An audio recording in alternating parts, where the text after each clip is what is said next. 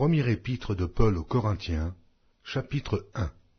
Paul, appelé à être apôtre de Jésus-Christ, par la volonté de Dieu, et le frère Sosthène, à l'Église de Dieu qui est à Corinthe, et à ceux qui ont été sanctifiés en Jésus-Christ, appelés à être saints, et à tous ceux qui invoquent en quelque lieu que ce soit le nom de notre Seigneur Jésus-Christ, leur Seigneur et le nôtre.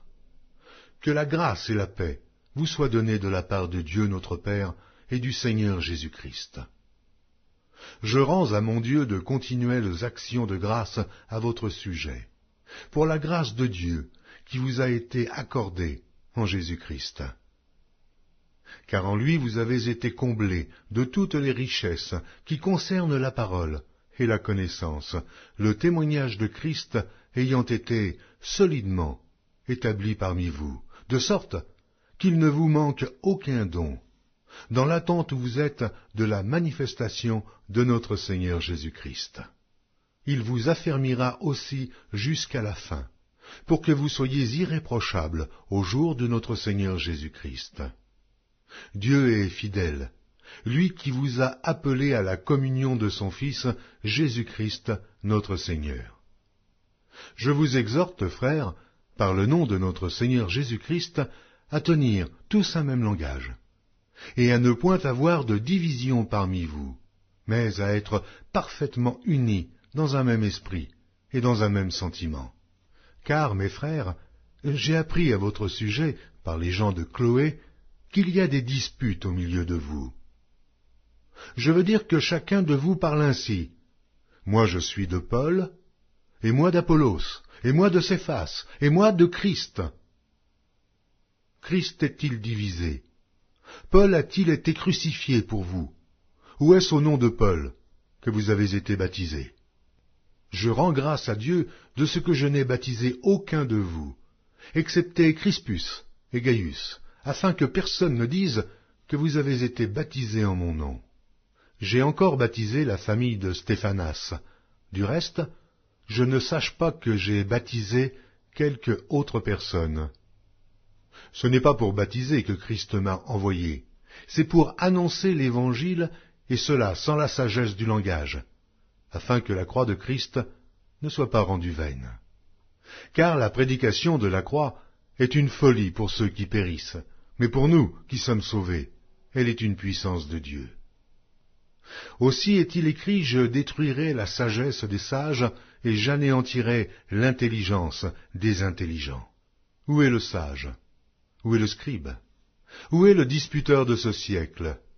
Dieu n'a-t-il pas convaincu de folie la sagesse du monde? Car puisque le monde avec sa sagesse n'a point connu Dieu dans la sagesse de Dieu, il a plu à Dieu de sauver les croyants par la folie de la prédication.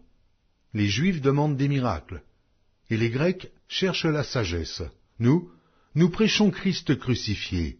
Scandale pour les Juifs et folie pour les païens, mais puissance de Dieu et sagesse de Dieu pour ceux qui sont appelés tant Juifs que Grecs. Car la folie de Dieu est plus sage que les hommes, et la faiblesse de Dieu est plus forte que les hommes. Considérez, frères, que, parmi vous, qui avez été appelés, il n'y a ni beaucoup de sages, selon la chair, ni beaucoup de puissants, ni beaucoup de nobles. Mais Dieu a choisi les choses folles du monde, pour confondre les sages. Dieu a choisi les choses faibles du monde, pour confondre les fortes. Et Dieu a choisi les choses viles du monde, et celles qu'on méprise, celles qui ne sont point, pour réduire à néant celles qui sont, afin que nulle chair ne se glorifie devant Dieu. Or, c'est par lui que vous êtes en Jésus-Christ, lequel, de par Dieu, a été fait pour nous sagesse, justice et sanctification et rédemption, afin, comme il est écrit, que celui qui se glorifie dans le Seigneur. Première épître de Paul aux Corinthiens, chapitre 2. Pour moi, frères, lorsque je suis allé chez vous, ce n'est pas avec une supériorité de langage ou de sagesse que je suis allé vous annoncer le témoignage de Dieu. Car je n'ai pas eu la pensée de savoir parmi vous autre chose que Jésus-Christ, et Jésus-Christ crucifié. Moi-même, j'étais auprès de vous dans un état de faiblesse, de crainte et de grand tremblement. Et ma parole et ma prédication ne reposaient pas sur les discours persuasifs de la sagesse, mais sur une démonstration d'esprit et de puissance, afin que votre foi fût fondée, non sur la sagesse des hommes, mais sur la puissance de Dieu. Cependant, c'est une sagesse que nous prêchons parmi les parfaits, sagesse qui n'est pas de ce siècle, ni des chefs de ce siècle, qui vont être anéantis. Nous prêchons la sagesse de Dieu, mystérieuse et cachée, que Dieu, avant les siècles, avait destinée pour notre gloire. Sagesse qu'aucun des chefs de ce siècle n'a connue, car, s'ils l'eussent connue, ils n'auraient pas crucifié le Seigneur de gloire. Mais, comme il est écrit, ce sont des choses que l'œil n'a point vues, que l'oreille n'a point entendues, et qui ne sont point montées au cœur de l'homme, des choses que Dieu a préparées pour ceux qui l'aiment. Dieu nous les a révélées par l'Esprit, car l'Esprit sonde tout, même les profondeurs de Dieu. Lequel des hommes, en effet, connaît les choses de l'homme, si ce n'est l'Esprit de l'homme qui est en lui? De même, personne ne connaît les choses de Dieu, si ce n'est l'Esprit de Dieu. Or, nous n'avons pas reçu l'Esprit du monde, mais l'Esprit qui vient de Dieu, afin que nous connaissions les choses que Dieu nous a données par sa grâce. Et nous en parlons non avec des discours qu'enseigne la sagesse humaine, mais avec ceux qu'enseigne l'Esprit, employant un langage spirituel pour les choses spirituelles. Mais l'homme animal ne reçoit pas les choses de l'Esprit de Dieu, car elles sont une folie pour lui. Et il ne peut les connaître parce que c'est spirituellement qu'on en juge. L'homme spirituel, au contraire, juge de tout, et il n'est lui-même jugé par personne. Car qui a connu la pensée du Seigneur pour l'instruire? Or nous avons la pensée de Christ. Première épître de Paul aux Corinthiens, chapitre 3. Pour moi, frères, ce n'est pas comme à des hommes spirituels que j'ai pu vous parler, mais comme à des hommes charnels, comme à des enfants en Christ. Je vous ai donné du lait, non de la nourriture solide, car vous ne pouviez pas la supporter, et vous ne le pouvez pas même à présent, parce que vous êtes encore charnels. En effet, puisqu'il y a parmi vous de la jalousie et des disputes, n'êtes-vous pas charnels, et ne marchez-vous pas selon l'homme? Quand quelqu'un dit « Moi je suis de Paul », et un autre « Moi d'Apollos », n'êtes-vous pas des hommes? Qu'est-ce donc qu'Apollos? Et qu'est-ce que Paul? Des serviteurs, par le moyen desquels vous avez cru, selon que le Seigneur l'a donné à chacun. J'ai planté, Apollos a arrosé, mais Dieu a fait croître, en sorte que ce n'est pas celui qui plante qui est quelque chose, ni celui qui arrose, mais Dieu qui fait croître.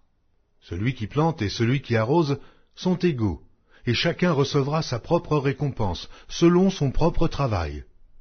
Car nous sommes ouvriers avec Dieu. Vous êtes le champ de Dieu et l'édifice de Dieu. Selon la grâce de Dieu qui m'a été donnée, j'ai posé le fondement comme un sage architecte, et un autre bâtit dessus. Mais que chacun prenne garde à la manière dont il bâtit dessus. Car personne ne peut poser un autre fondement que celui qui a été posé, savoir Jésus-Christ. Or, si quelqu'un bâtit sur ce fondement avec de l'or, de l'argent, des pierres précieuses, du bois, du foin, du chaume, l'œuvre de chacun sera manifestée, car le jour la fera connaître, parce qu'elle se révélera dans le feu, et le feu éprouvera ce qu'est l'œuvre de chacun. Si l'œuvre bâtie par quelqu'un sur le fondement subsiste, il recevra une récompense. Si l'œuvre de quelqu'un est consumée, il perdra sa récompense. Pour lui, il sera sauvé, mais comme au travers du feu. Ne savez-vous pas que vous êtes le temple de Dieu, et que l'Esprit de Dieu habite en vous? Si quelqu'un détruit le temple de Dieu, Dieu le détruira, car le temple de Dieu est saint, et c'est ce que vous êtes. que nul ne s'abuse lui-même. Si quelqu'un parmi vous pense être sage selon ce siècle, qu'il devienne fou, afin de devenir sage. Car la sagesse de ce monde est une folie devant Dieu. Aussi est-il écrit, « Il prend les sages dans leur ruse. » Et encore, « Le Seigneur connaît les pensées des sages.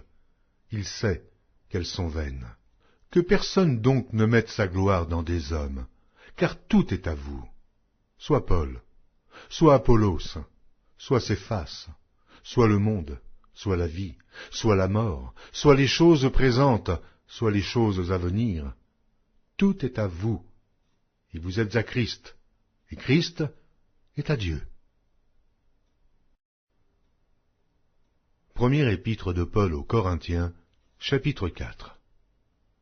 Ainsi qu'on nous regarde comme des serviteurs de Christ, et des dispensateurs des mystères de Dieu. Du reste, ce qu'on demande des dispensateurs, c'est que chacun soit trouvé fidèle. Pour moi, il m'importe peu d'être jugé par vous, ou par un tribunal humain. Je ne me juge pas non plus moi-même, car je ne me sens coupable de rien. Mais ce n'est pas pour cela que je suis justifié. Celui qui me juge, c'est le Seigneur. C'est pourquoi ne jugez de rien avant le temps, jusqu'à ce que vienne le Seigneur, qui mettra en lumière ce qui est caché dans les ténèbres, et qui manifestera les desseins des cœurs. Alors, chacun recevra de Dieu la louange qui lui sera due. C'est à cause de vous, frères, que j'ai fait de ces choses une application à ma personne et à celle d'Apollos, afin que vous appreniez, en nos personnes, à ne pas aller au-delà de ce qui est écrit, et que nul de vous ne conçoive de l'orgueil en faveur de l'un contre l'autre. Car qui est-ce qui te distingue? Qu'as-tu que tu n'aies reçu? Et si tu l'as reçu, pourquoi te glorifies-tu comme si tu ne l'avais pas reçu? Déjà, vous êtes rassasiés. Déjà, vous êtes riches. Sans nous, vous avez commencé à régner. Et puissiez-vous régner, en effet, afin que nous aussi, nous régnions avec vous. Car Dieu, ce me semble, a fait de nous, apôtres, les derniers des hommes, des condamnés à mort en quelque sorte, puisque nous avons été en spectacle au monde, aux anges et aux hommes. Nous sommes fous à cause de Christ, mais vous êtes sages en Christ. Nous sommes faibles, mais vous êtes forts.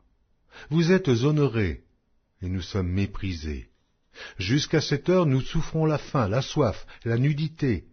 Nous sommes maltraités, errants, ça et là. Nous nous fatiguons à travailler de nos propres mains. Injuriés, nous bénissons.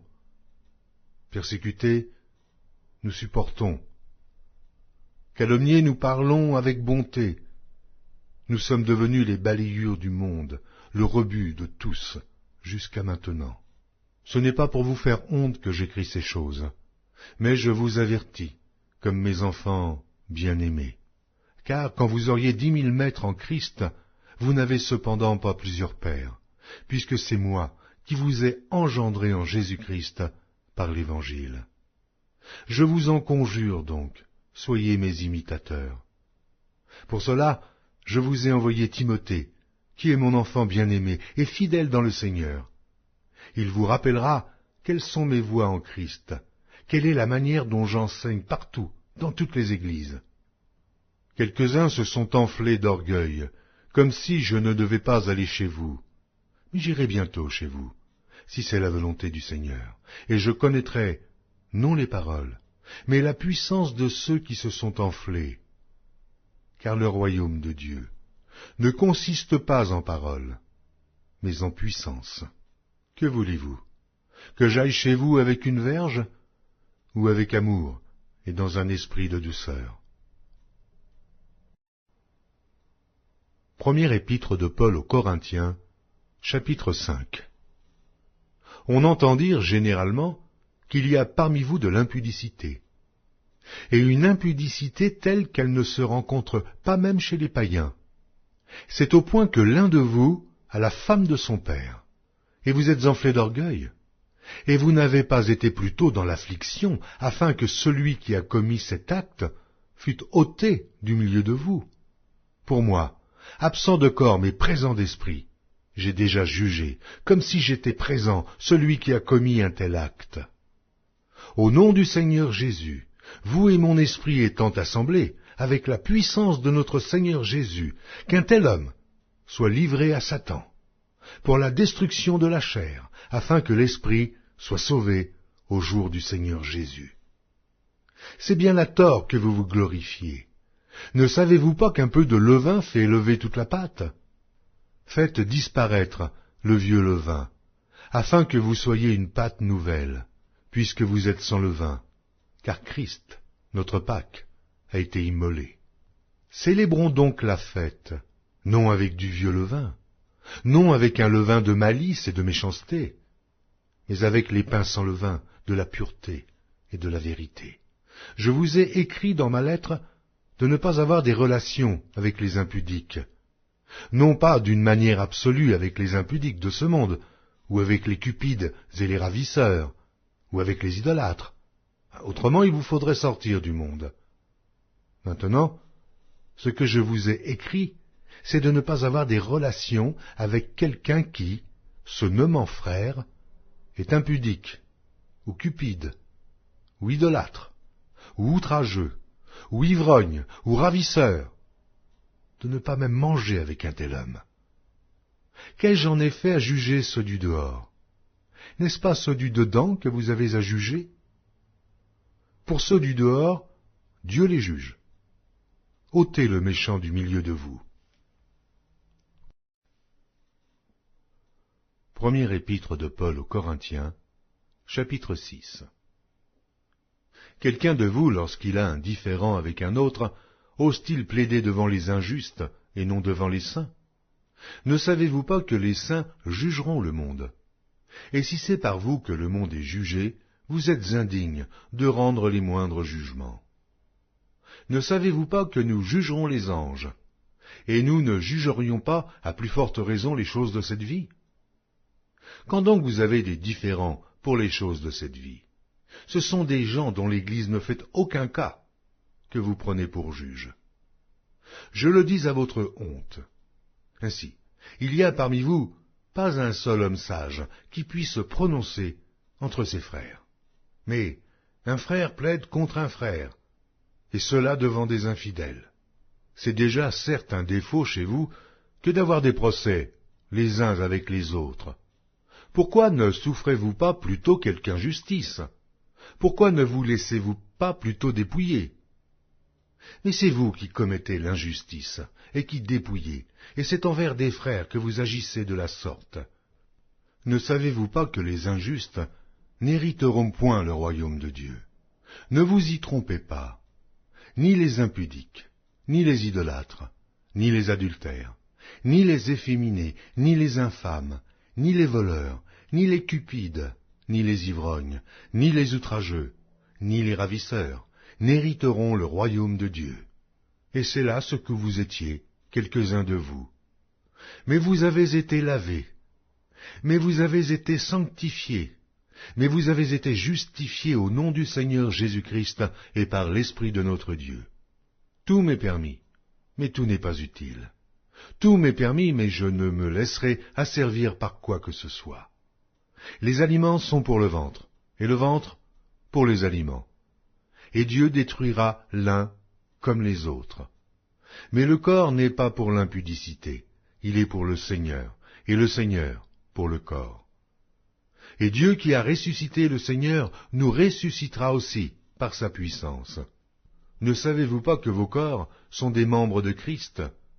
Prendrais-je donc les membres de Christ pour en faire les membres d'une prostituée? Loin de là. Ne savez-vous pas que celui qui s'attache à la prostituée est un seul corps avec elle, car il est dit, les deux deviendront une seule chair. Mais celui qui s'attache au Seigneur est avec lui un seul esprit. Fuyez l'impudicité. Quelque autre péché qu'un homme commette, ce péché est hors du corps. Mais celui qui se livre à l'impudicité pêche contre son propre corps. Ne savez-vous pas que votre corps est le temple du Saint-Esprit, qui est en vous, que vous avez reçu de Dieu, et que vous ne vous appartenez point à vous-même, car vous avez été rachetés à un grand prix. Glorifiez donc Dieu dans votre corps et dans votre esprit, qui appartiennent à Dieu. Première épître de Paul aux Corinthiens, chapitre 7. Pour ce qui concerne les choses dont vous m'avez écrit, je pense qu'il est bon, pour l'homme, de ne point toucher de femme. Toutefois, pour éviter l'impudicité, que chacun ait sa femme, et que chaque femme ait son mari. Que le mari rende à sa femme ce qui lui doit, et que la femme agisse de même envers son mari. La femme n'a pas autorité sur son propre corps, mais c'est le mari. Et pareillement, le mari n'a pas autorité sur son propre corps, mais c'est la femme. Ne vous privez point l'un de l'autre, si ce n'est d'un commun accord, pour un temps, afin de vaquer à la prière, puis retournez ensemble, de peur que Satan ne vous tente par votre incontinence. Je dis cela par condescendance, je n'en fais pas un ordre. Je voudrais que tous les hommes fussent comme moi. Mais chacun tient de Dieu un don particulier, l'un d'une manière, l'autre d'une autre. À ceux qui ne sont pas mariés et aux veuves, je dis qu'il aurait bon de rester comme moi. Mais s'ils manquent de continence, qu'ils se marient, car il vaut mieux se marier que de brûler. À ceux qui sont mariés, j'ordonne, non pas moi, mais le Seigneur, que la femme ne se sépare point de son mari. Si elle est séparée, qu'elle demeure sans se marier, ou qu'elle se réconcilie avec son mari, et que le mari ne répudie point sa femme. Aux autres, ce n'est pas le Seigneur, c'est moi qui dis. Si un frère a une femme non croyante, et qu'elle consente à habiter avec lui, qu'il ne la répudie point. Et si une femme a un mari non croyant, et qu'il consente à habiter avec elle, qu'elle ne répudie point son mari. Car le mari non croyant est sanctifié par la femme, et la femme non croyante est sanctifiée par le frère. Autrement, vos enfants seraient impurs, tandis que maintenant ils sont saints. Si le non-croyant se sépare, qu'il se sépare. Le frère ou la sœur ne sont pas liés dans ces cas-là. Dieu nous a appelés à vivre en paix. Car, que sais-tu, femme, si tu sauveras ton mari? Ou, que sais-tu, mari, si tu sauveras ta femme? Seulement, que chacun marche selon la part que le Seigneur lui affecte, selon l'appel qu'il a reçu de Dieu. C'est ainsi que je l'ordonne dans toutes les églises. Quelqu'un a-t-il été appelé étant circoncis, qu'il demeure circoncis? Quelqu'un a-t-il été appelé étant incirconcis, qu'il ne se fasse pas circoncire? La circoncision n'est rien, l'incirconcision n'est rien, mais l'observation des commandements de Dieu est tout. Que chacun demeure dans l'état où il était lorsqu'il a été appelé. As-tu été appelé étant esclave? Ne t'en inquiète pas. Mais si tu peux devenir libre, profites-en plutôt. Car l'esclave, qui a été appelé dans le Seigneur, est un affranchi du Seigneur. De même, l'homme libre, qui a été appelé, est un esclave de Christ. Vous avez été rachetés à un grand prix. Ne devenez pas esclaves des hommes. Que chacun, frère, demeure devant Dieu, dans l'état où il était lorsqu'il a été appelé. Pour ce qui est des vierges, je n'ai point d'ordre du Seigneur, mais je donne un avis, comme ayant reçu du Seigneur miséricorde pour être fidèle. Voici donc ce que j'estime bon. À cause des temps difficiles qui s'approchent, il est bon à un homme d'être ainsi. Es-tu lié à une femme? Ne cherche pas à rompre ce lien. N'es-tu pas lié à une femme? Ne cherche pas une femme. Si tu t'es marié, tu n'as point péché. Et si la Vierge s'est mariée, elle n'a point péché. Mais ces personnes auront des tribulations dans la chair, et je voudrais vous les épargner. Voici ce que je dis, frères. C'est que le temps est court, que désormais ceux qui ont des femmes soient comme n'en ayant pas, ceux qui pleurent comme ne pleurant pas, ceux qui se réjouissent comme ne se réjouissant pas, ceux qui achètent comme ne possédant pas, et ceux qui usent du monde comme n'en usant pas, car la figure de ce monde passe. Or je voudrais que vous fussiez sans inquiétude. Celui qui n'est pas marié s'inquiète des choses du Seigneur, des moyens de plaire au Seigneur. Et celui qui est marié s'inquiète des choses du monde, des moyens de plaire à sa femme. Il y a de même une différence entre la femme et la vierge. Celle qui n'est pas mariée s'inquiète des choses du Seigneur, afin d'être sainte de corps et d'esprit, et celle qui est mariée s'inquiète des choses du monde, des moyens de plaire à son mari. Je dis cela dans votre intérêt. Ce n'est pas pour vous prendre au piège, c'est pour vous porter à ce qui est bienséant et propre, à vous attacher au Seigneur sans distraction. Si quelqu'un regarde comme déshonorant pour sa fille de dépasser l'âge nubile, et comme nécessaire de la marier, qu'il fasse ce qu'il veut. Il ne pêche point, qu'on se marie. Mais celui qui a pris une ferme résolution, sans contrainte, et avec l'exercice de sa propre volonté, et qui a décidé en son cœur de garder sa fille vierge, celui-là fait bien. Ainsi, celui qui marie sa fille fait bien. Et celui qui ne la marie pas fait mieux. Une femme est liée aussi longtemps que son mari est vivant. Mais si le mari meurt, elle est libre de se marier à qui elle veut. Seulement, que ce soit dans le Seigneur. Elle est plus heureuse néanmoins si elle demeure comme elle est, suivant mon avis. Et moi aussi, je crois avoir l'Esprit de Dieu. Première épître de Paul aux Corinthiens, chapitre 8. Pour ce qui concerne les viandes sacrifiées aux idoles, nous savons que nous avons tous la connaissance. La connaissance enfle, mais la charité édifie. Si quelqu'un croit savoir quelque chose, il n'a pas encore connu comme il faut connaître. Mais si quelqu'un aime Dieu, celui-là est connu de lui. Pour ce qui est donc de manger des viandes sacrifiées aux idoles, nous savons qu'il n'y a point d'idole dans le monde, et qu'il n'y a qu'un seul Dieu. Car s'il existe des êtres qui sont appelés dieux, soit dans le ciel, soit sur la terre, comme il existe réellement plusieurs dieux et plusieurs seigneurs, néanmoins pour nous, il n'y a qu'un seul Dieu, le Père, de qui viennent toutes choses et pour qui nous sommes, et un seul Seigneur, Jésus-Christ, par qui sont toutes choses et par qui nous sommes. Mais cette connaissance n'est pas chez tous. Quelques-uns, d'après la manière dont ils envisagent encore l'idole, mangent de ces viandes comme étant sacrifiées aux idoles, et leur conscience, qui est faible, en est souillée. Ce n'est pas un aliment qui nous rapproche de Dieu. Si nous en mangeons, nous n'avons rien de plus. Si nous n'en mangeons pas, nous n'avons rien de moins. Prenez garde toutefois que votre liberté ne devienne une pierre d'achoppement pour les faibles. Car si quelqu'un te voit, toi qui as de la connaissance, assis à table dans un temple d'idoles, sa conscience à lui qui est faible, ne le portera-t-elle pas à manger des viandes sacrifiées aux idoles? Et ainsi le faible périra par ta connaissance, le frère pour lequel Christ est mort. En péchant de la sorte contre les frères, et en blessant leur conscience faible, vous péchez contre Christ. C'est pourquoi, si un aliment scandalise mon frère, je ne mangerai jamais de viande, afin de ne pas scandaliser mon frère. Épître de Paul aux Corinthiens, chapitre 9.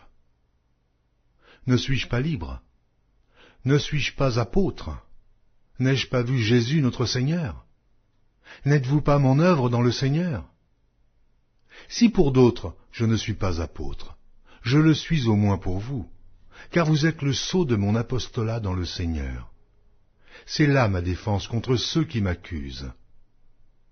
N'avons-nous pas le droit de manger et de boire? N'avons-nous pas le droit de mener avec nous une sœur qui soit notre femme, comme font les autres apôtres, et les frères du Seigneur, et Céphas?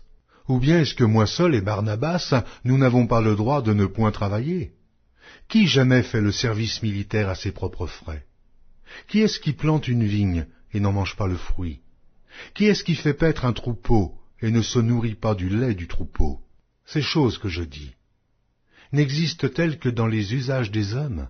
La loi ne les dit-elle pas aussi? Car il est écrit dans la loi de Moïse, « Tu n'en muselleras point le bœuf quand il foule le grain. » Dieu se met-il en peine des bœufs? Ou parle-t-il uniquement à cause de nous? Oui, c'est à cause de nous qu'il a été écrit que celui qui laboure doit labourer avec espérance, et celui qui foule le grain, fouler avec espérance d'y avoir part. Si nous avons semé parmi vous les biens spirituels, est-ce une grosse affaire si nous moissonnons vos biens temporels? Si d'autres jouissent de ce droit sur nous, n'est-ce pas plutôt à nous d'en jouir? Mais nous n'avons point usé de ce droit, au contraire. Nous souffrons tout, afin de ne pas créer d'obstacle à l'évangile de Christ. Ne savez-vous pas que ceux qui remplissent les fonctions sacrées sont nourris par le temple, que ceux qui servent à l'autel ont part à l'autel?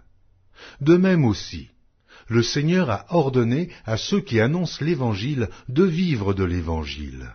Pour moi, je n'ai usé d'aucun de ces droits, et ce n'est pas afin de les réclamer en ma faveur que j'écris ainsi, car j'aimerais mieux mourir que de me laisser enlever ce sujet de gloire. Si j'annonce l'Évangile, ce n'est pas pour moi un sujet de gloire, car la nécessité m'en est imposée, et malheur à moi si je n'annonce pas l'Évangile. Si je le fais de bon cœur, j'en ai la récompense, mais si je le fais malgré moi, c'est une charge qui m'est confiée. Quelle est donc ma récompense? C'est d'offrir gratuitement l'Évangile que j'annonce, sans user de mon droit de prédicateur de l'Évangile. Car bien que je sois libre à l'égard de tous, je me suis rendu le serviteur de tous, afin de gagner le plus grand nombre.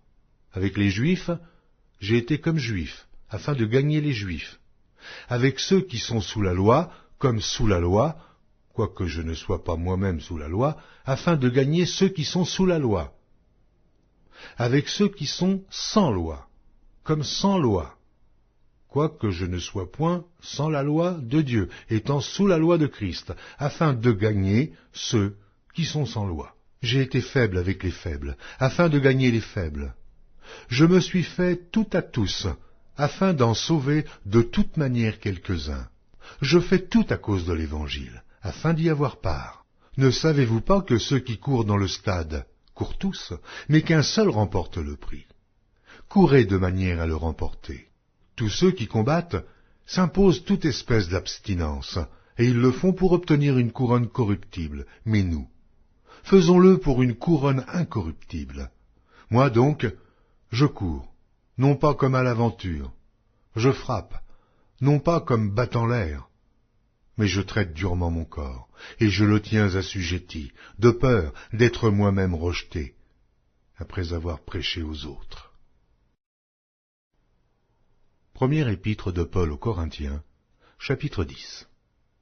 Frères, je ne veux pas que vous ignoriez que nos pères ont tous été sous la nuée, qu'ils ont tous passé au travers de la mer, qu'ils ont tous été baptisés en Moïse, dans la nuée et dans la mer, qu'ils ont tous mangé le même aliment spirituel, et qu'ils ont tous bu le même breuvage spirituel, car ils buvaient à un rocher spirituel qui les suivait, et ce rocher était Christ. Mais la plupart d'entre eux ne furent point agréables à Dieu, puisqu'ils périrent dans le désert. Or ces choses sont arrivées pour nous servir d'exemple, afin que nous n'ayons pas de mauvais désirs, comme ils en ont eu. Ne devenez point idolâtres, comme quelques-uns d'eux selon qu'il est écrit, le peuple s'assit pour manger et pour boire, puis ils se levèrent pour se divertir. Ne nous livrons point à l'impudicité, comme quelques-uns d'eux s'y livrèrent, de sorte qu'il en tomba 23 000 en un seul jour. Ne tentons point le Seigneur, comme le tentèrent quelques-uns d'eux qui périrent par les serpents. Ne murmurez point comme murmurèrent quelques-uns d'eux, qui périrent par l'exterminateur. Ces choses leur sont arrivées pour servir d'exemple, et elles ont été écrites pour notre instruction, à nous qui sommes parvenus à la fin des siècles. Ainsi donc, que celui qui croit être debout prenne garde de tomber. Aucune tentation ne vous est survenue qui n'ait été humaine, et Dieu, qui est fidèle, ne permettra pas que vous soyez tentés au-delà de vos forces. Mais avec la tentation, il préparera aussi le moyen d'en sortir, afin que vous puissiez la supporter. C'est pourquoi, mes bien-aimés, fuyez l'idolâtrie. Je parle comme un des hommes intelligents.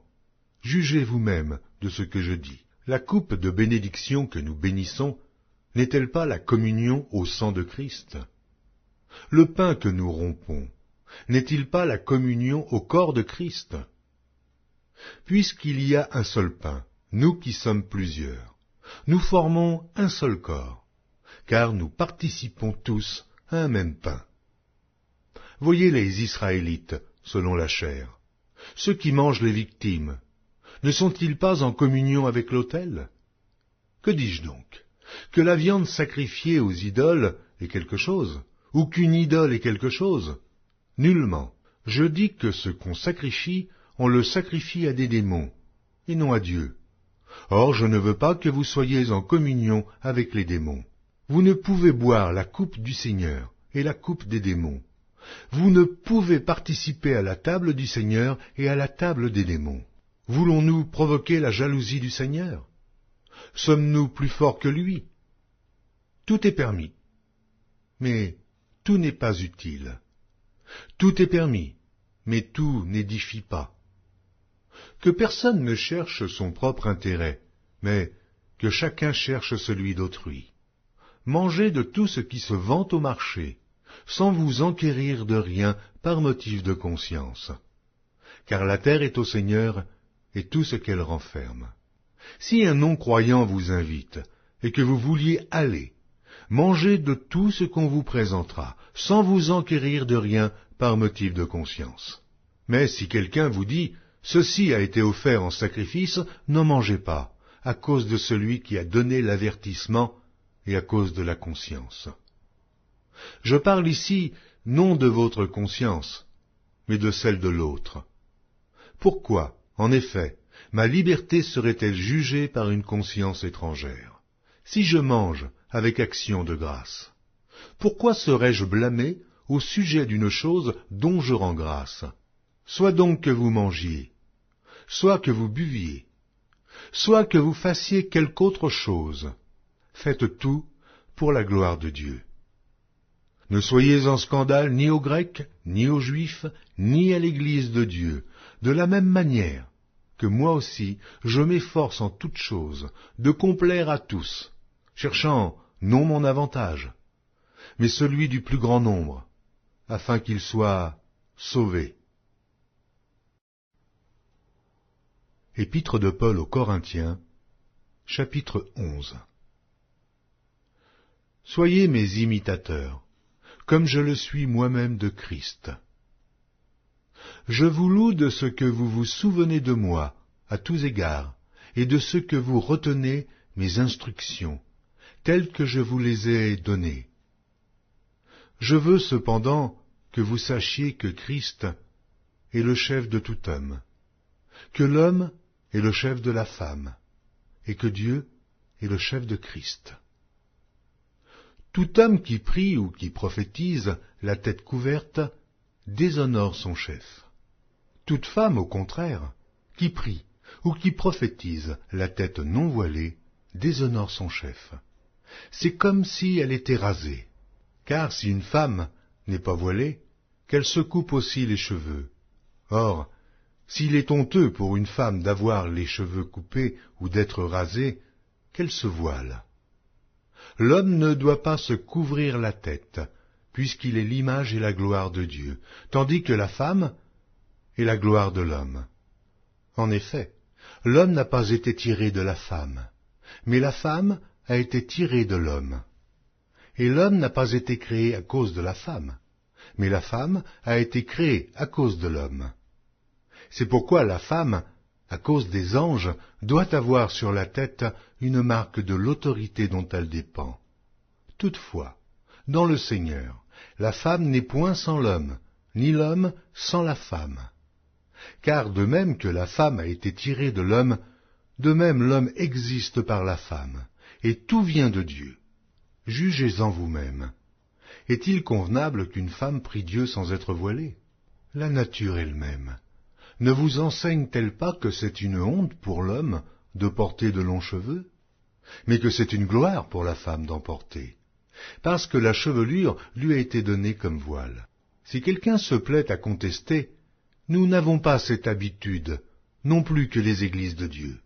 En donnant cet avertissement, ce que je ne loue point, c'est que vous vous assemblez non pour devenir meilleurs, mais pour devenir pires. Et d'abord j'apprends que lorsque vous vous réunissez en assemblée, il y a parmi vous des divisions, et je le crois en partie. Car il faut qu'il y ait des sectes parmi vous, afin que ceux qui sont approuvés soient reconnus comme tels au milieu de vous. Lors donc que vous vous réunissez, ce n'est pas pour manger le repas du Seigneur, car quand on se met à table, chacun commence par prendre son propre repas, et l'un a faim, tandis que l'autre est ivre. N'avez-vous pas des maisons pour y manger et boire? Ou méprisez-vous l'Église de Dieu, et faites-vous honte à ceux qui n'ont rien? Que vous dirai-je? Vous louerai-je? En cela je ne vous loue point, car j'ai reçu du Seigneur ce que je vous ai enseigné. C'est que le Seigneur Jésus, dans la nuit où il fut livré, prit du pain, et, après avoir rendu grâce, le rompit et dit, « Ceci est mon corps, qui est rompu pour vous. Faites ceci en mémoire de moi. » De même, après avoir soupé, il prit la coupe et dit, « Cette coupe est la nouvelle alliance en mon sang. Faites ceci en mémoire de moi, toutes les fois que vous en boirez. Car toutes les fois que vous mangez ce pain et que vous buvez cette coupe, vous annoncez la mort du Seigneur jusqu'à ce qu'il vienne. C'est pourquoi celui qui mangera le pain ou boira la coupe du Seigneur indignement sera coupable envers le corps et le sang du Seigneur. Que chacun donc s'éprouve soi-même, et qu'ainsi il mange du pain et boive de la coupe. Car celui qui mange et boit sans discerner le corps du Seigneur mange et boit un jugement contre lui-même. C'est pour cela qu'il y a parmi vous beaucoup d'infirmes et de malades, et qu'un grand nombre sont morts. Si nous nous jugions nous-mêmes, nous ne serions pas jugés. Mais quand nous sommes jugés, nous sommes châtiés par le Seigneur, afin que nous ne soyons pas condamnés avec le monde. Ainsi, mes frères, lorsque vous vous réunissez pour le repas, attendez-vous les uns les autres. Si quelqu'un a faim, qu'il mange chez lui, afin que vous ne vous réunissiez pas pour attirer un jugement sur vous. Je réglerai les autres choses quand je serai arrivé. Première épître de Paul aux Corinthiens, chapitre 12. Pour ce qui concerne les dons spirituels, je ne veux pas, frères, que vous soyez dans l'ignorance. Vous savez que lorsque vous étiez païens, vous vous laissiez entraîner vers les idoles muettes, selon que vous étiez conduits. C'est pourquoi je vous déclare que nul, s'il parle par l'Esprit de Dieu, ne dit « Jésus est anathème », et que nul ne peut dire « Jésus est le Seigneur » si ce n'est par le Saint-Esprit. Il y a diversité de dons, mais le même Esprit. Diversité de ministères, mais le même Seigneur. Diversité d'opérations, mais le même Dieu qui opère tout en tous. Or, à chacun la manifestation de l'Esprit est donnée pour l'utilité commune. En effet, à l'un est donnée par l'Esprit une parole de sagesse, à un autre une parole de connaissance, selon le même Esprit, à un autre la foi, par le même Esprit, à un autre le don des guérisons, par le même Esprit, à un autre le don d'opérer des miracles, à un autre la prophétie, à un autre le discernement des esprits, à un autre la diversité des langues, à un autre l'interprétation des langues. Un seul et même Esprit opère toutes ces choses, les distribuant à chacun en particulier, comme il veut. Car, comme le corps est un et a plusieurs membres, et comme tous les membres du corps, malgré leur nombre, ne forment qu'un seul corps, ainsi en est-il de Christ. Nous avons tous, en effet, été baptisés par un seul esprit, pour former un seul corps, soit juif, soit grec, soit esclave, soit libre, et nous avons tous été abreuvés d'un seul esprit. Ainsi le corps n'est pas un seul membre, mais il est formé de plusieurs membres. Si le pied disait « Parce que je ne suis pas une main, je ne suis pas du corps », ne serait-il pas du corps pour cela? Et si l'oreille disait « Parce que je ne suis pas un œil, je ne suis pas du corps », ne serait-elle pas du corps pour cela? Si tout le corps était œil, où serait l'ouïe? S'il était tout ouïe, où serait l'odorat? Maintenant Dieu a placé chacun des membres dans le corps comme il l'a voulu. Si tous étaient un seul membre, où serait le corps? Maintenant donc, il y a plusieurs membres, et un seul corps. L'œil ne peut pas dire à la main « Je n'ai pas besoin de toi », ni la tête dire aux pieds « Je n'ai pas besoin de vous ». Mais bien plutôt, les membres du corps, qui paraissent être les plus faibles, sont nécessaires. Et ceux que nous estimons être les moins honorables du corps, nous les entourons d'un plus grand honneur. Ainsi, nos membres les moins honnêtes reçoivent le plus d'honneur, tandis que ceux qui sont honnêtes n'en ont pas besoin. Dieu a disposé le corps de manière à donner plus d'honneur à ce qui en manquait, afin qu'il n'y ait pas de division dans le corps, mais que les membres aient également soin les uns des autres. Et si un membre souffre, tous les membres souffrent avec lui. Si un membre est honoré, tous les membres se réjouissent avec lui. Vous êtes le corps de Christ, et vous êtes ses membres, chacun pour sa part. Et Dieu a établi dans l'Église, premièrement des apôtres, secondement des prophètes, troisièmement des docteurs, ensuite ceux qui ont le don des miracles, puis ceux qui ont le don de guérir, de secourir, de gouverner, de parler diverses langues. Tous sont-ils apôtres? Tous sont-ils prophètes? Tous sont-ils docteurs? Tous ont-ils le don des miracles? Tous ont-ils le don des guérisons? Tous parlent-ils en langue? Tous interprètent-ils? Aspirez aux dons les meilleurs, et je vais encore vous montrer une voie par excellence. Épître de Paul aux Corinthiens, chapitre 13.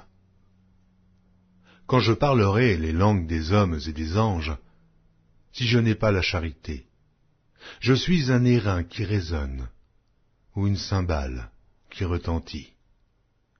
Et quand j'aurai le don de prophétie, la science de tous les mystères et toute la connaissance, quand j'aurai même toute la foi jusqu'à transporter des montagnes, si je n'ai pas la charité, je ne suis rien. Et quand je distribuerai tous mes biens pour la nourriture des pauvres, quand je livrerai même mon corps pour être brûlé, si je n'ai pas la charité, cela ne me sert de rien. La charité est patiente, elle est pleine de bonté. La charité n'est point envieuse, la charité ne se vante point. Elle ne s'enfle point d'orgueil. Elle ne fait rien de malhonnête. Elle ne cherche point son intérêt. Elle ne s'irrite point. Elle ne soupçonne point le mal. Elle ne se réjouit point de l'injustice, mais elle se réjouit de la vérité. Elle excuse tout. Elle croit tout. Elle espère tout. Elle supporte tout. La charité ne périt jamais. Les prophéties prendront fin. Les langues cesseront. La connaissance disparaîtra. Car nous connaissons en partie et nous prophétisons en partie. Mais quand ce qui est parfait sera venu, ce qui est partiel disparaîtra. Lorsque j'étais enfant, je parlais comme un enfant. Je pensais comme un enfant. Je raisonnais comme un enfant. Lorsque je suis devenu homme, j'ai fait disparaître ce qui était de l'enfant. Aujourd'hui, nous voyons au moyen d'un miroir, d'une manière obscure. Mais alors nous verrons face à face. Aujourd'hui je connais en partie, mais alors je connaîtrai comme j'ai été connu. Maintenant donc ces trois choses demeurent. La foi, l'espérance, la charité. Mais la plus grande de ces choses, c'est la charité. Épître de Paul aux Corinthiens, chapitre 14. Recherchez la charité. Aspirez aussi aux dons spirituels, mais surtout à celui de prophétie. En effet, celui qui parle en langue ne parle pas aux hommes, mais à Dieu, car personne ne le comprend, et c'est en esprit qu'il dit des mystères. Celui qui prophétise, au contraire, parle aux hommes, et les édifie, les exhorte, les console. Celui qui parle en langue s'édifie lui-même. Celui qui prophétise édifie l'Église. Je désire que vous parliez tous en langue, mais encore plus que vous prophétisiez. Celui qui prophétise est plus grand que celui qui parle en langue, à moins que ce dernier n'interprète pour que l'Église en reçoive de l'édification. Et maintenant, frères, de quelle utilité vous serais-je si je venais à vous parlant en langue, et si je ne vous parlais pas par révélation ou par connaissance, ou par prophétie, ou par doctrine? Si les objets inanimés, qui rendent un son comme une flûte ou une harpe, ne rendent pas des sons distincts, comment reconnaîtra-t-on ce qui est joué sur la flûte ou sur la harpe? Et si la trompette rend un son confus, qui se préparera au combat? De même vous, si par la langue, vous ne donnez pas une parole distincte, comment saura-t-on ce que vous dites? Car vous parlerez en l'air. Quelque nombreuses que puissent être dans le monde les diverses langues, il n'en est aucune qui ne soit une langue intelligible. Si donc je ne connais pas le sens de la langue, je serai un barbare pour celui qui parle, et celui qui parle sera un barbare pour moi. De même vous, puisque vous aspirez aux dons spirituels, que ce soit pour l'édification de l'Église, que vous cherchiez à en posséder abondamment. C'est pourquoi que celui qui parle en langue prie pour avoir le don d'interpréter. Car si je prie en langue, mon esprit est en prière, mais mon intelligence demeure stérile. Que faire donc? Je prierai par l'esprit, mais je prierai aussi avec l'intelligence. Je chanterai par l'esprit, mais je chanterai aussi avec l'intelligence. Autrement, si tu rends grâce par l'esprit, comment celui qui est dans les rangs de l'homme du peuple répondra-t-il Amen à ton action de grâce, puisqu'il ne sait pas ce que tu dis? Tu rends, il est vrai, d'excellentes actions de grâce, mais l'autre n'est pas édifié. Je rends grâce à Dieu de ce que je parle en langue plus que vous tous. Mais, dans l'Église, j'aime mieux dire 5 paroles avec mon intelligence afin d'instruire aussi les autres que 10 000 paroles en langue. Frères, ne soyez pas des enfants sous le rapport du jugement, mais pour la malice, soyez enfants, et, à l'égard du jugement, soyez des hommes faits. Il est écrit dans la loi, c'est par des hommes d'une autre langue, et par des lèvres d'étrangers que je parlerai à ce peuple. Ils ne m'écouteront pas même ainsi, dit le Seigneur. Par conséquent, les langues sont un signe, non pour les croyants, mais pour les non-croyants. La prophétie, au contraire, est un signe, non pour les non-croyants, mais pour les croyants. Si donc dans une assemblée de l'Église entière, tous parlent en langue, et qu'il survienne des hommes du peuple ou des non-croyants, ne diront-ils pas que vous êtes fous? Mais si tous prophétisent, et qu'il survienne quelque non-croyant ou un homme du peuple, il est convaincu par tous, il est jugé par tous. Les secrets de son cœur sont dévoilés, de telle sorte que, tombant sur sa face, il adorera Dieu et publiera que Dieu est réellement au milieu de vous. Que faire donc, frères, lorsque vous vous assemblez? Les uns ou les autres parmi vous ont-ils un cantique, une instruction, une révélation, une langue, une interprétation? que tout se fasse pour l'édification. En est-il qui parlent en langue? Que 2 ou 3 au plus parlent, chacun à son tour, et que quelqu'un interprète. S'il n'y a point d'interprète, qu'on se taise dans l'Église, et qu'on parle à soi-même et à Dieu. Pour ce qui est des prophètes, que 2 ou 3 parlent, et que les autres jugent. Et si un autre qui est assis a une révélation, que le premier se taise. Car vous pouvez tous prophétiser successivement, afin que tous soient instruits et que tous soient exhortés. Les esprits des prophètes sont soumis aux prophètes. Car Dieu n'est pas un Dieu de désordre, mais de paix, comme dans toutes les églises des saints. Que les femmes se taisent dans les assemblées, car il ne leur est pas permis d'y parler, mais qu'elles soient soumises, selon que le dit aussi la loi. Si elles veulent s'instruire sur quelque chose, qu'elles interrogent leur mari à la maison, car il est malséant à une femme de parler dans l'Église. Est-ce de chez vous que la parole de Dieu est sortie? Ou est-ce à vous seul qu'elle est parvenue? Si quelqu'un croit être prophète ou inspiré, qu'il reconnaisse que ce que je vous écris est un commandement du Seigneur. Et si quelqu'un l'ignore, qu'il l'ignore. Ainsi donc, frères, aspirez au don de prophétie, et n'empêchez pas de parler en langue, mais que tout se fasse avec bienséance et avec ordre.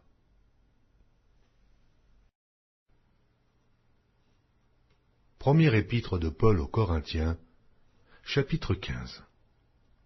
Je vous rappelle, frères, l'évangile que je vous ai annoncé, que vous avez reçu, dans lequel vous avez persévéré, et par lequel vous êtes sauvés. Si vous le retenez tel que je vous l'ai annoncé, autrement, vous auriez cru en vain.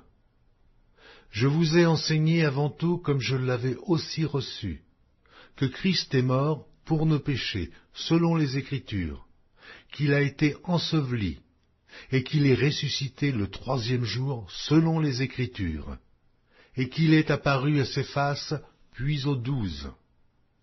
Ensuite, il est apparu à plus de 500 frères à la fois, dont la plupart sont encore vivants, et dont quelques-uns sont morts.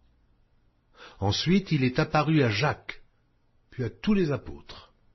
Après eux tous, il m'est aussi apparu à moi, comme à l'avorton, car je suis le moindre des apôtres. Je ne suis pas digne d'être appelé apôtre, parce que j'ai persécuté l'Église de Dieu. Par la grâce de Dieu, je suis ce que je suis, et sa grâce envers moi n'a pas été vaine, loin de là. J'ai travaillé plus que tous, non pas moi toutefois, mais la grâce de Dieu qui est avec moi. Ainsi donc, que ce soit moi, que ce soit eux, voilà ce que nous prêchons, et c'est ce que vous avez cru. Or, si l'on prêche que Christ est ressuscité des morts, comment quelques-uns parmi vous disent-ils qu'il n'y a point de résurrection des morts? S'il n'y a point de résurrection des morts, Christ non plus n'est pas ressuscité. Et si Christ n'est pas ressuscité, notre prédication est donc vaine, et votre foi aussi est vaine. Il se trouve même que nous sommes de faux témoins à l'égard de Dieu, puisque nous avons témoigné contre Dieu qu'il a ressuscité Christ, tandis qu'il ne l'aurait pas ressuscité, si les morts ne ressuscitent point. Car si les morts ne ressuscitent point, Christ non plus n'est pas ressuscité. Et si Christ n'est pas ressuscité, votre foi est vaine. Vous êtes encore dans vos péchés, et par conséquent, aussi ceux qui sont morts en Christ sont perdus. Si c'est dans cette vie seulement que nous espérons en Christ, nous sommes les plus malheureux de tous les hommes. Mais, maintenant, Christ est ressuscité des morts, il est les prémices de ceux qui sont morts. Car puisque la mort est venue par un homme, c'est aussi par un homme qu'est venue la résurrection des morts.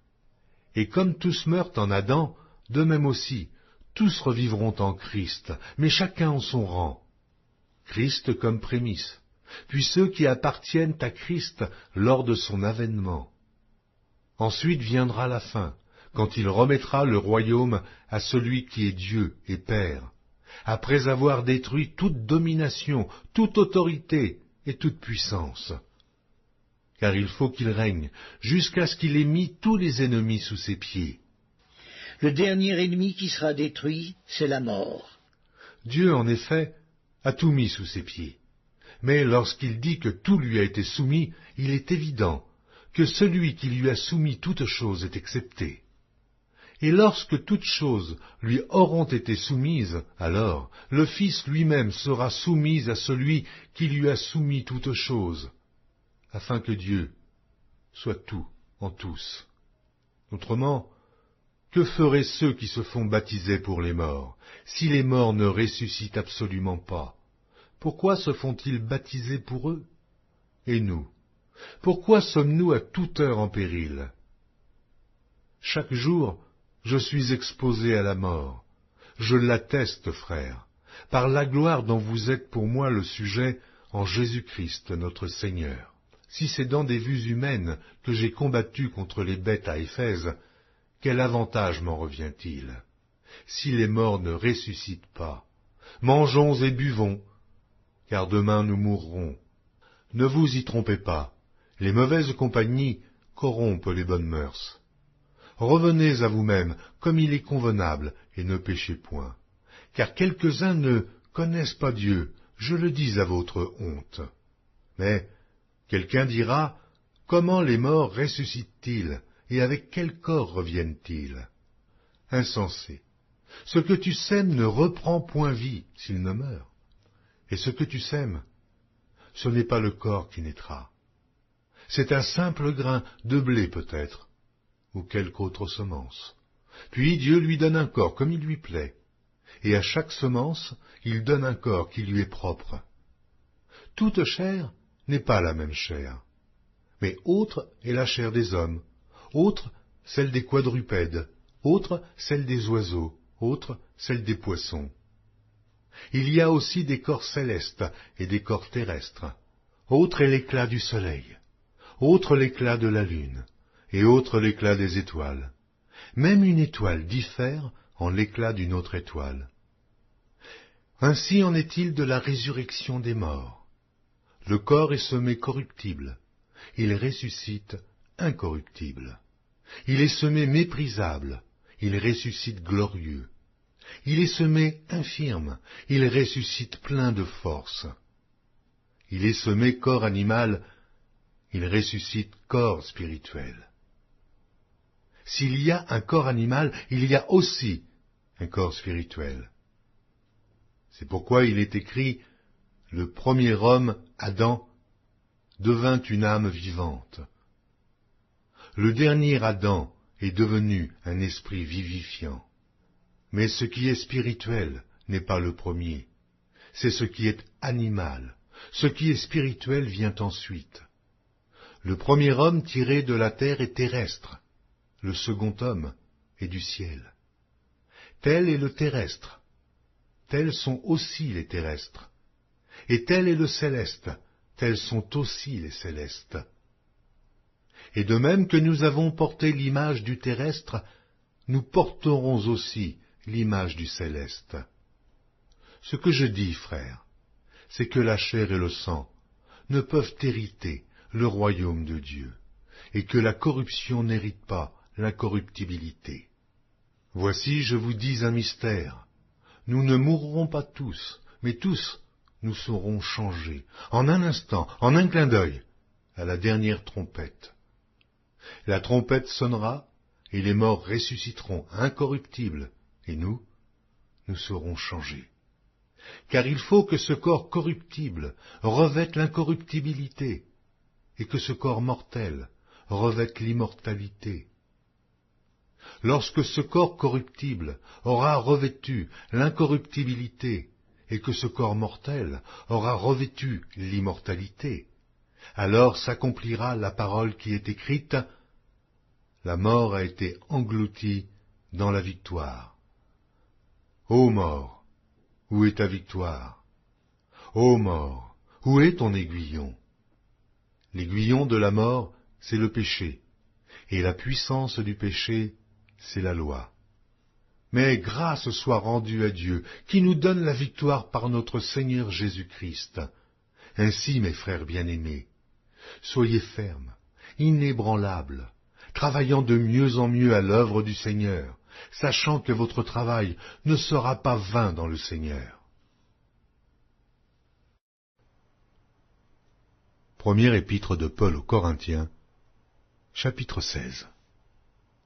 Pour ce qui concerne la collecte en faveur des saints, agissez vous aussi comme je l'ai ordonné aux églises de la Galatie. Que chacun de vous, le premier jour de la semaine, mette à part chez lui ce qu'il pourra, selon sa prospérité, afin qu'on n'attende pas mon arrivée pour recueillir les dons. Et quand je serai venu, j'enverrai avec des lettres pour porter vos libéralités à Jérusalem, les personnes que vous aurez approuvées. Si la chose mérite que j'y aille moi-même, elles feront le voyage avec moi. J'irai chez vous quand j'aurai traversé la Macédoine, car je traverserai la Macédoine. Peut-être séjournerai-je auprès de vous, ou même y passerai-je l'hiver, afin que vous m'accompagniez là où je me rendrai. Je ne veux pas, cette fois, vous voir en passant, mais j'espère demeurer quelque temps auprès de vous, si le Seigneur le permet.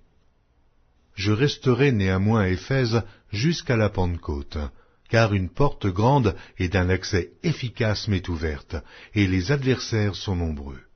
Si Timothée arrive, faites en sorte qu'il soit sans crainte parmi vous, car il travaille comme moi à l'œuvre du Seigneur. Que personne donc ne le méprise.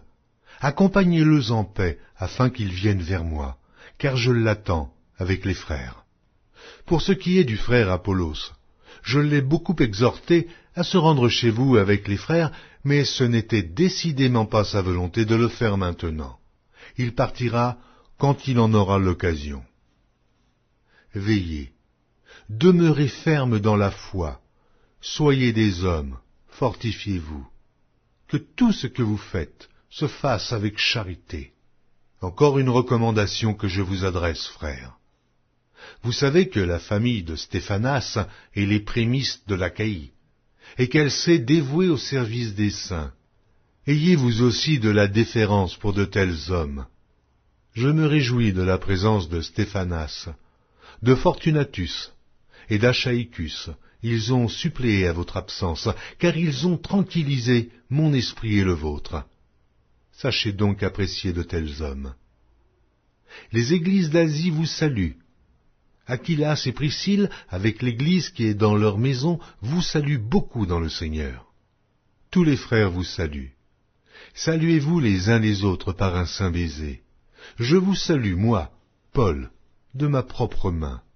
Si quelqu'un n'aime pas le Seigneur, qu'il soit anathème. Maranatha. Que la grâce du Seigneur Jésus soit avec vous. Mon amour est avec vous tous en Jésus-Christ.